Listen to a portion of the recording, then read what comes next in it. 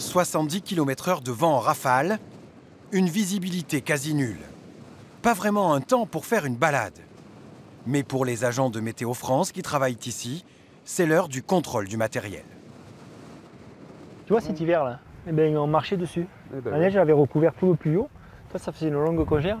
Et tu passais dessus, tu ne le voyais plus. Donc il a fallu tout dégager Plus vite tu pour arriver à avoir des valeurs. Sinon après, on n'a rien du tout. À 1567 mètres d'altitude, la crête du Mont Égual est soumise toute l'année à ces conditions extrêmes. Et c'est la raison d'être de la station installée ici en 1894. Tout l'intérêt, c'est qu'on mesure des conditions extrêmes. Évidemment, on est à 1500 mètres d'altitude, on s'affranchit des problèmes de basse couche dans les vallées, les brouillards, les îlots de chaleur, tout ça. On est vraiment dans une atmosphère libre, au-dessus donc des problèmes de basse couche. C'est l'autre particularité du lieu. Les agents se relaient toute l'année pour l'habiter. Tels des gardiens de phare, ils veillent au bon fonctionnement du matériel, expertisent les informations et accueillent le public en saison. Une présence quasi ininterrompue depuis 1894 qui devrait prendre fin. Météo France n'en veut plus.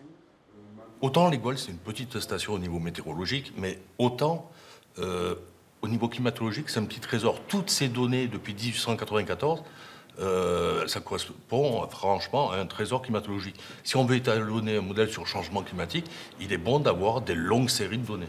Il est évident que s'il n'y a plus de personnel l'hiver, cette série, elle va stopper. Des salariés inquiets et des élus locaux partagés. L'annonce de l'arrêt de l'occupation permanente intervient alors qu'un projet ambitieux vient d'être lancé. La création d'un centre d'interprétation des changements climatiques pour 3,5 millions d'euros. La présence des agents de Météo France est essentielle pour l'intérêt du public. Pourtant, pas question de se braquer pour soutenir leurs revendications. On ne peut pas, nous, élus, en faire un casus belli avec Météo France.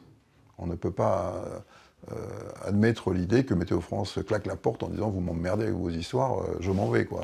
Non, il faut qu'on trouve un moyen terme satisfaisant pour les agences, satisfaisant pour la présence scientifique et leur travail, et qu'il ne soit pas simplement un travail de guide touristique, mais également un vrai travail de météorologue, et en même temps qu'on tienne compte des préoccupations et des contraintes d'établissement public Météo France.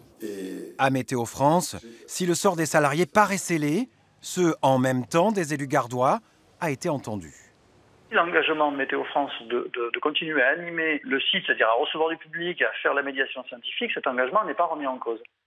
Simplement, les agents qui sont présents de manière permanente seront de moins en moins présents de manière permanente. Et on aura de plus en plus l'intervention d'agents qui seront actifs ailleurs, sur d'autres sites, et qui interviendront uniquement pendant la période d'ouverture du site. Après 124 ans, le phare de l'Égual a vécu. Mais la station, avec ses agents intermittents, restera une exception dans la région. Car d'ici à 2020, Météo France va supprimer tous les postes de prévisionnistes de l'ex-Languedoc-Roussillon.